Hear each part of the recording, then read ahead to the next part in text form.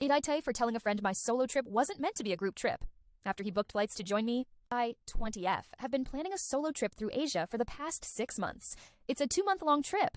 I booked my flights and accommodations months ago and built out a detailed itinerary.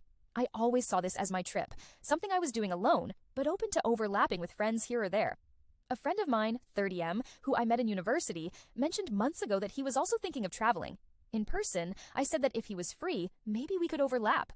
Later on, he asked for my itinerary, and I shared it, but I didn't ask for his input or plan it with him. I'd already made most of the arrangements on my own. He recently told me, less than a week before the trip starts, that he booked flights.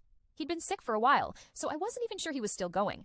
When I clarified that I still saw this as a solo trip, not something we'd be doing together the whole way, he got upset. He brought up an old message where I said, this is as much your trip as mine as proof I misled him. But I only said that when he was apologizing for being sick and slow to confirm, and I was trying to be nice. We never actually planned anything together or had a conversation about traveling as a pair.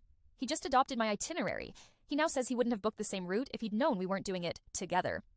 I feel bad he's disappointed, and I apologized for not being more explicit earlier, but I don't think I should be blamed for assumptions he never communicated. He didn't ask questions, didn't help plan, and could have just picked one country to overlap in instead of mimicking my full 2-month trip. So AITA for not telling him sooner that this wasn't a shared trip. TLDR, I planned a 2-month solo trip through Asia. A 30M friend loosely displayed interested, just confirmed he booked flights. Now he's upset that I clarified it was never meant to be a joint trip.